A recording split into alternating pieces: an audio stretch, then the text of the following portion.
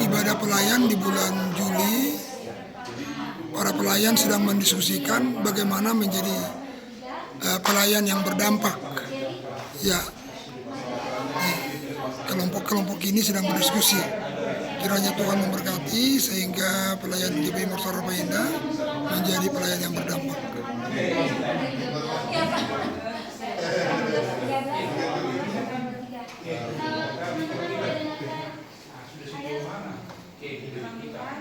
Karena itu, dengarlah arti perumpamaan itu kepada setiap orang yang mendengar firman tentang kerajaan surga, tetapi tidak mengakuinya, datanglah penjahat dan rampas yang jatuh hati orang itu. Itulah benih yang ditaburkan di pinggir jalan, benih yang ditaburkan di tanah yang berbatu-batu. Dialah orang yang mendengar firman itu dan segera menerimanya dengan gembira, tetapi ia tidak berakar dan tahan sebentar saja. Apabila datang penindasan atau penganiayaan karena firman itu, segera berkata. Pasti di sini orang yang mendengar firman itu lalu berkata kepikiran dunia ini dan dipikirkan bertimpuk. Ini kelompok 3. Tidak berbuat. Yang ditaburkan di tanah yang baik ialah orang yang mendengar firman itu dan mengerti. Kelompok 2. Ia berbuat. Ada yang 100 kali lipat, ada yang 60 kali lipat, ada yang 30 kali lipat. Kelompok 1. Dibahas ini bagaimana sikap hati kita, sikap diri kita ya menerima firman Tuhan itu, sehingga dia bisa bertumbuh, bisa berbuah atau cuma terlempar gitu kan, atau cuma di pinggir-pinggir gitu, cuma biasa kalau misalkan firman Tuhan cuma ayat terakhir yang diingat gitu. Nah, gimana dalam kehidupan kita aplikasi kita pasti yang kita jalankan kepada kita. Sudahkah kita lakukan apa? Yang bagian mana? Tidak ada jaminan, tapi kita jangan pasti. Ya udah ya, tahu bahwa Tuhan selalu menyertai kita dalam hidup kita, ya tentunya kita harus merasa khawatir Utama adalah secara pelayanan. Itu tadi kita dalam pelayanan kita Jadi ini saya catat kemarin itu buat teguh ini terambil dari Yosua 1 ayat 6. Buatkan dan teguhkan hatimu sebab engkaulah yang akan memimpin bangsamu memiliki negeri yang dijanjikan dengan yang mereka diberikan kepada mereka. Dan Amsal juga ayat 3 ayat 5 ayat 5 percayalah kepada Tuhan dengan segala hatimu dan janganlah bersandar kepada penelitian sendiri, apabila dia dan segala kita mengambil keputusan dalam Miriam itu sudah ayat yang kemarin ada minggu di saya sendiri bapak masih dalam musim yang kita buat apakah ini kontas dari atau suara hati atau orang saya nih, tapi terkadang ketika dari sesuatu hal itu sudah terjadi baru kita sadari nih sebenarnya salah satu contoh lah terbaru dalam diri saya contohnya hari Minggu lah ibadah pagi sebenarnya saya ambil keputusan itu kalau kita tidak mau akhirnya saya ambil keputusan sebenarnya pagi-pagi itu saya udah disuruh ke gereja. Nah, pokoknya harusnya. Memang biasanya saya ke gereja gitu kan, pagi 5:30. Udah sampai dari jam 5:30, pokoknya harus ke gereja. Tapi hati saya melawan nih. Adalah aman semua gitu. Pokoknya nggak ada apa gitu. Pokoknya jalan. Ternyata pada waktu ada kendala. Baru sih saya sadar.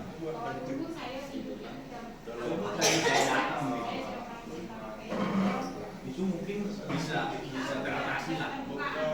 Nah ini maksud saya tadi, maksudnya bukan kita cerita sama orang. kenapa saya nggak bisa mengatakan itu dari bapak itu suara Tuhan? Ngerti yang mana ya kira-kira ya? Dan Mas Jadi saat ini bayar sama dua. masih suka artinya gerakan sudah ada, karena kadang juga gerakan itu ada, gerakan ternyata nggak ada apa-apanya. Ini kan yang susah kita memutuskan kan. Itu bagi saya pribadi juga. Tapi pada minggu kemarin itu dalam orang kesimpulannya saya ambil ternyata tidak peka dalam suara komunikasi suara Tuhan. Karena Paulus bilang kan hal kita ini adalah sebagai pembuka, jadi melalui kita Tuhan dipermuliakan. Jadi kita harus fokus apa namanya? Tadi yang pertama harus fokus mendengar suara Tuhan. Jadi pegang kita dan jadi kebenaran kita. Saya terlalu percaya tanpa yang gimana yang kita di luar apa yang kita bisa pikir di usia di sini banyak aneh-aneh Fokus ya dan dari ayat dari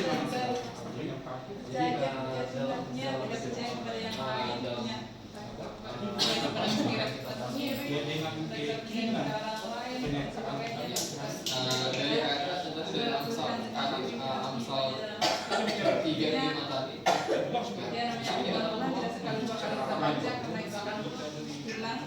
Bukan setengah-setengah.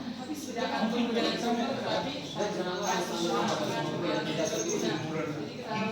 Kalau itu dipakai daripada Tuhan.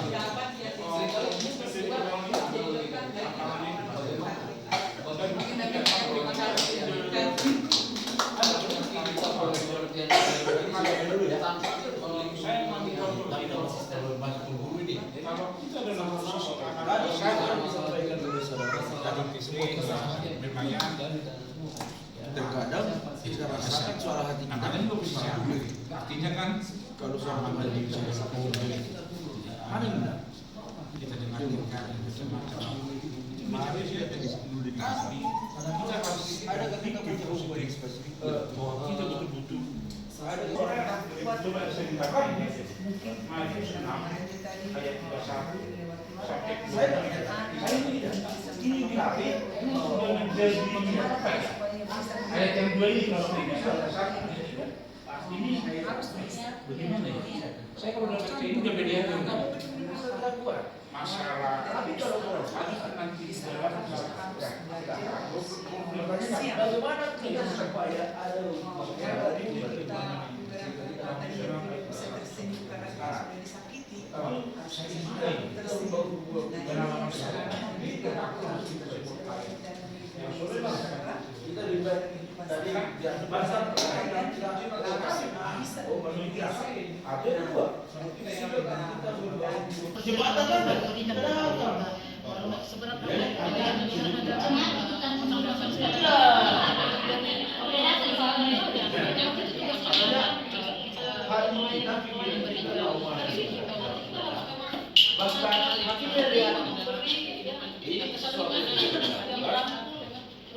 memuji orang itu bagus.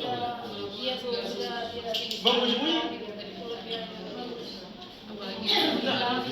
tidak orang harus bisa kita seperti ya kalau kita suka orang itu kita tetap saling bukan Pak Taufik berbicaranya. Shalom semua. Terima kasih. Dari kelompok 1, semangatnya mana?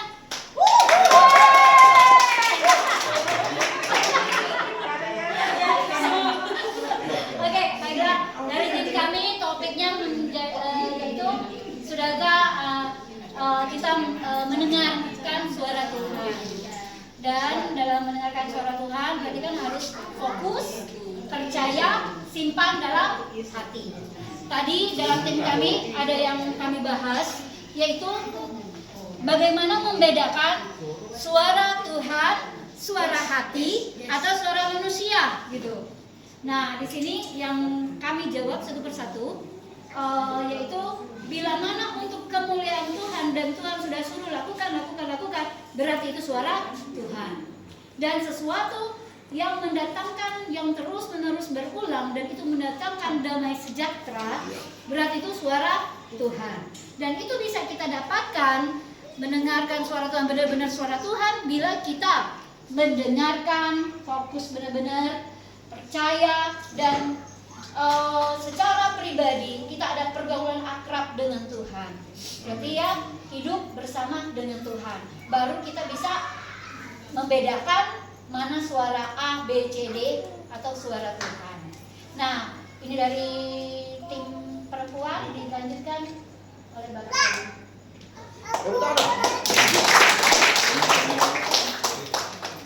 Jadi ada satu kalimat tadi begini.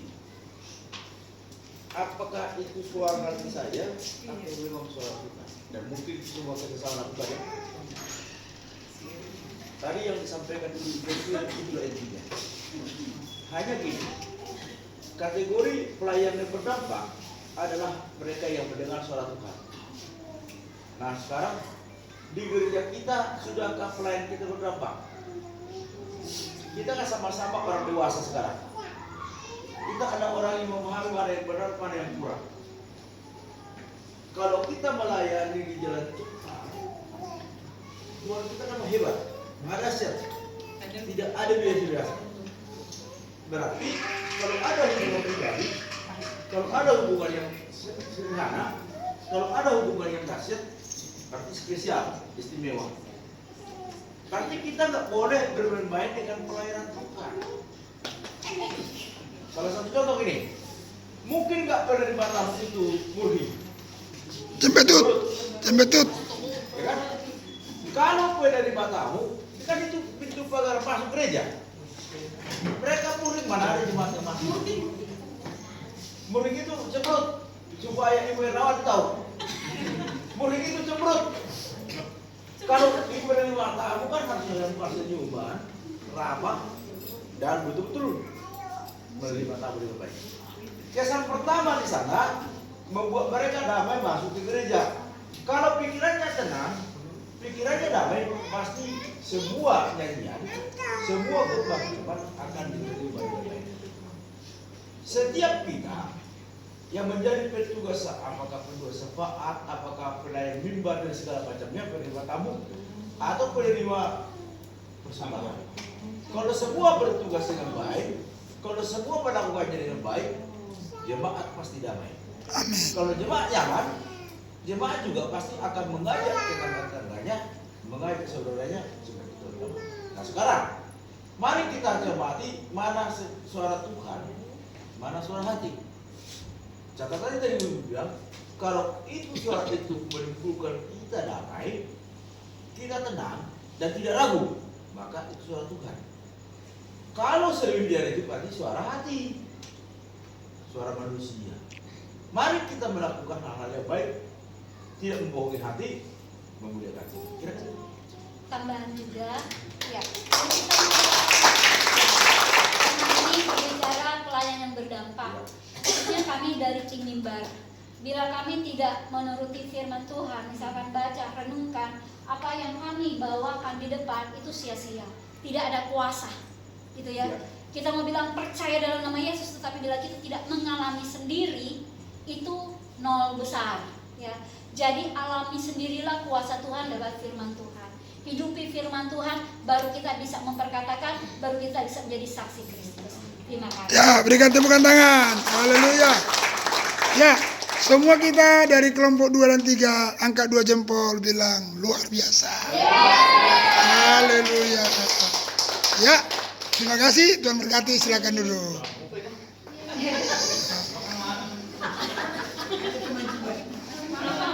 Yo. Sekarang kelompok 2.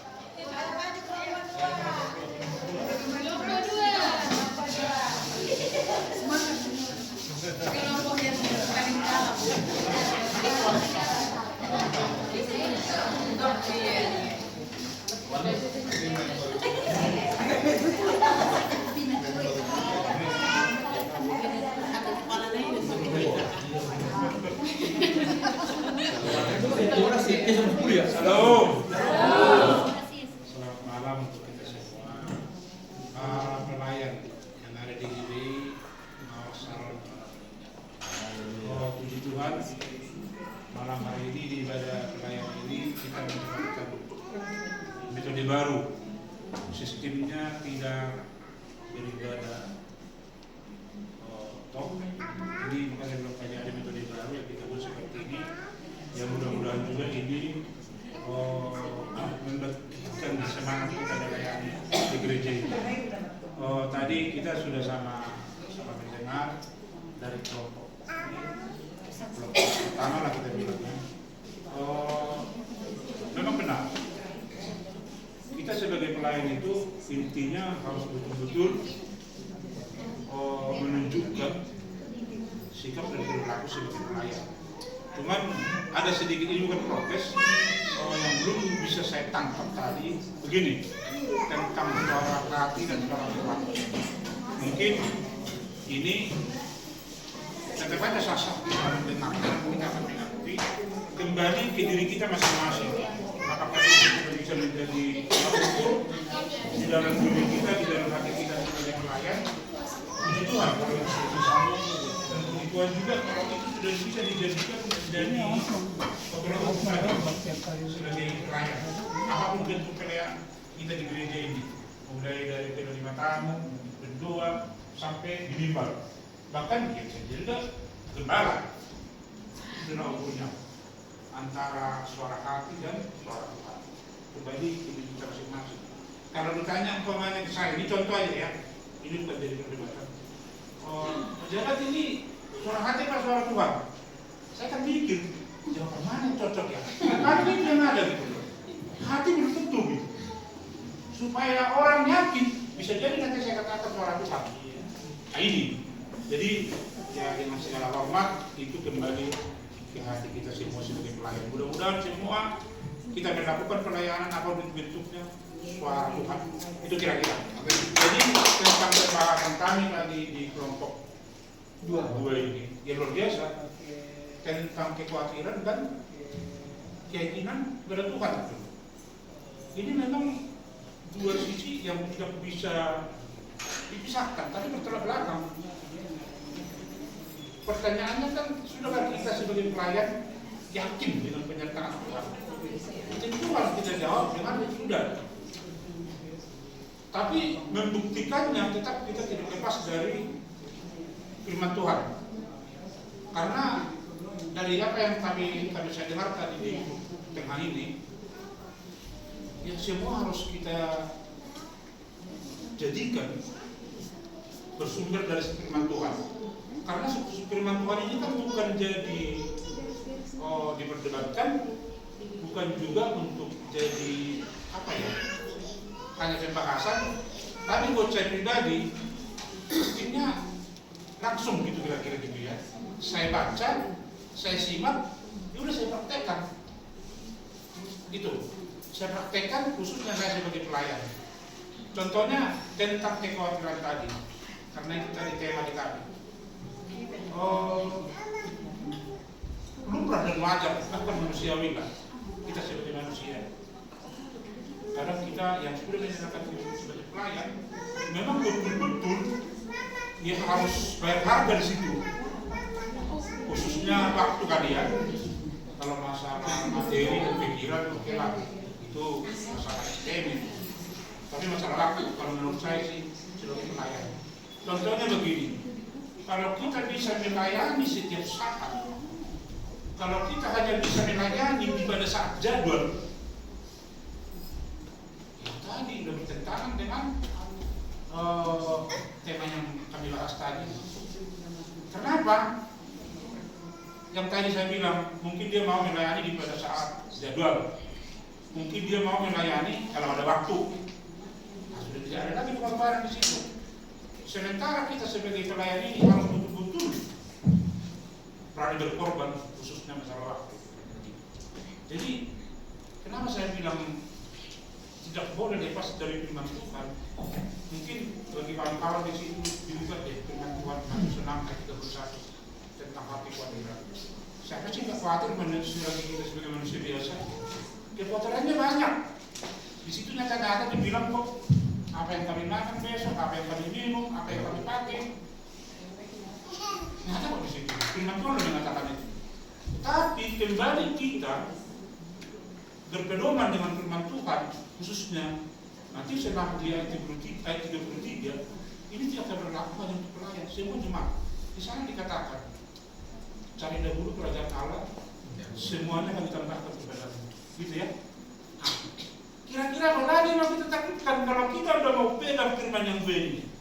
Apa lagi yang mau kita takutkan? Kira-kira gitu ya. Apa lagi yang mau kita lakukan? Bagaimana sering bicara begini sih?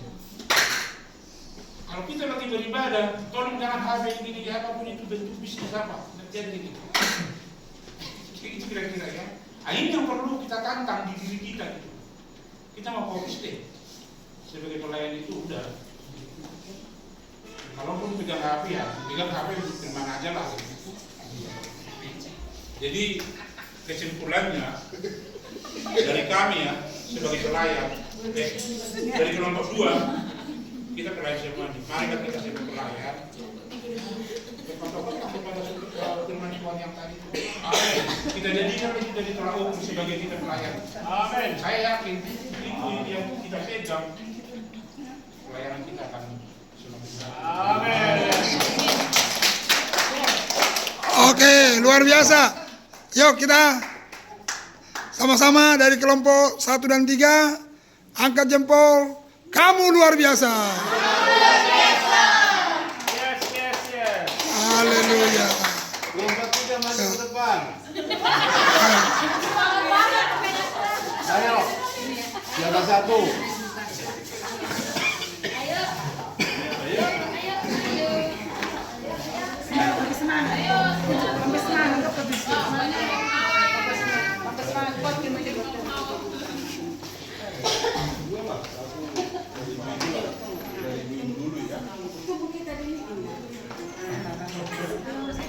Salam semuanya.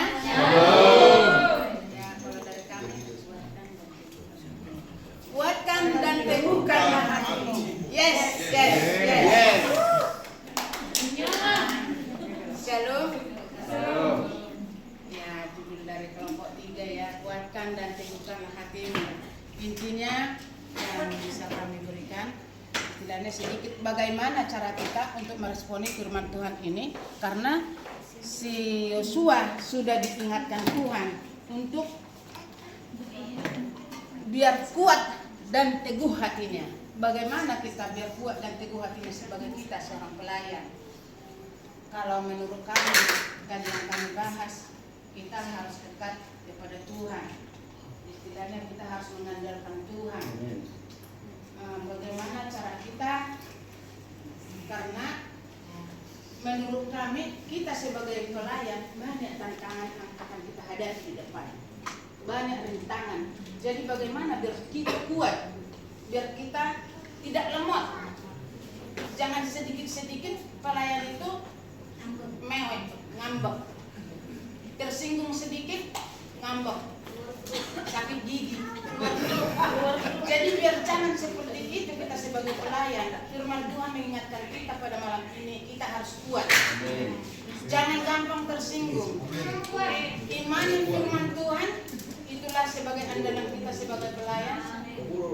Dekatkan diri kepada Tuhan, andalkan Tuhan, yakin dan percaya bahwa kita tidak akan berjalan sendiri. Seperti lagu kita tadi itu, kita mengundang kuasa Tuhan agar kita selalu disertai Tuhan. Kalau kita mengandalkan diri kita sendiri, ya seperti tadi, sayang kita sebagai pelayan. Tapi andalkanlah Tuhan. Kita bisa seperti ini adalah karena Tuhan. Seperti firman Tuhan mengatakan, lakukanlah apa yang bisa kau kerjakan, seakan-akan itu buat Tuhan semuanya. Maka saya yakin dan percaya kita pelayan-pelayan Tuhan ini akan kuat dan teguh. Tantangan di hadapan kita begitu besar. Baik itu tantangan secara pribadi, keluarga, tantangan alam, banyak yang kita hadapi. Contohnya tantangan alam, ekonomi kita, siapa yang bisa menjamin ekonomi kita akan stabil? Apalagi di zaman sekarang ini. Siapa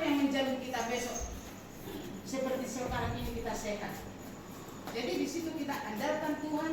Itulah sebagai komitmen kami di sini, andalkan dan teguhkan hatimu.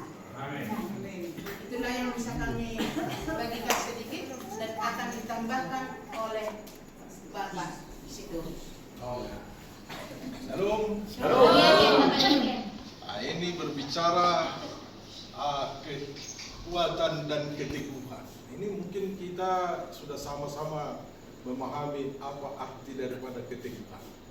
Nah, saya mau tanya dulu kita semua, apa sudah memahami semua arti daripada keteguhan ini? Teguh itu seperti apa sih? Kuat. Tegar ya? Kuat. Berarti teguhkan dan kuatkan hatimu. Berarti dia harus tegar. Saya lihat pelayan-pelayan kita di gereja kita, memang kalau saya melihat secara ini ya sudah kuat kita semuanya, sudah tegar. Dan karena kenapa? Kita rela dan mau ditegur oleh firman Tuhan. Kalau mungkin secara kedagingan mungkin kita akan tersinggung, secara dibalas oleh kedagingan. Tetapi karena firman Tuhan yang menegur kita, maka kita tidak bisa berbalas. Balasnya hanya firman Tuhan, harus tegar. Itu jawabannya kan gitu. Kalau firman Tuhan yang menegur, berarti jalan jawaban satu-satunya kita harus tegar dan kuat. Berarti teguhkan dan kuatkan hatimu, maka kita akan tegar dan kuat, tidak gampang tersinggung dan tidak gampang goyah. Itu pasti kita akan berdampak bagi pelayanan kita.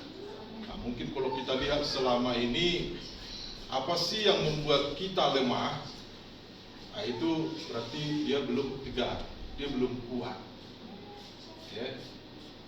Ketika kita sudah berkata, ketika kita lemah, aku berkata kuat, maka kita kuat. Ya. Jadi itu kami simpulkan tadi dari kelompok 3. Di sini banyak kita berdebat. Tadi, kenapa? Karena bagaimana sih cara kita supaya kita kuat, tidak lemah, tidak khawatir untuk menghadapi masa-masa yang sukar dalam hidup sekarang ini. Jadi kesimpulan kami tetap kami ambil dari firman Tuhan yang sudah kita dengar pada hari Minggu yang lalu.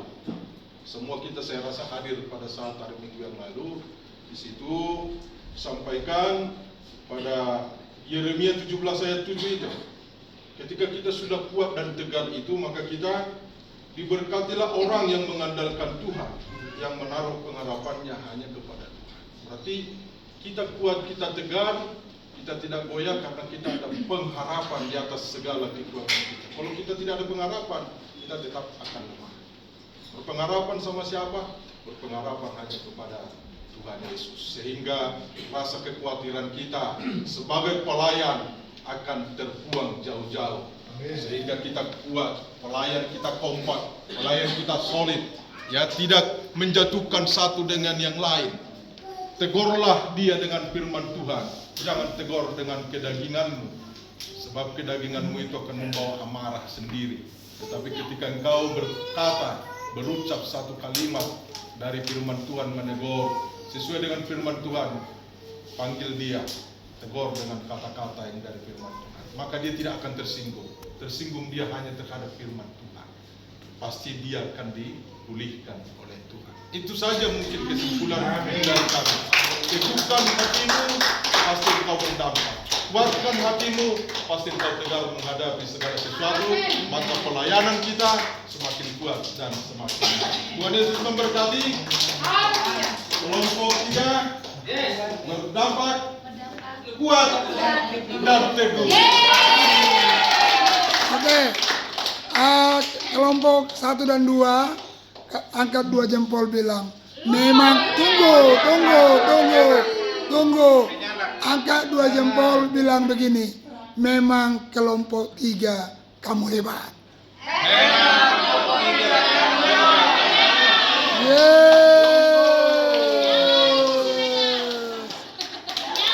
Yo.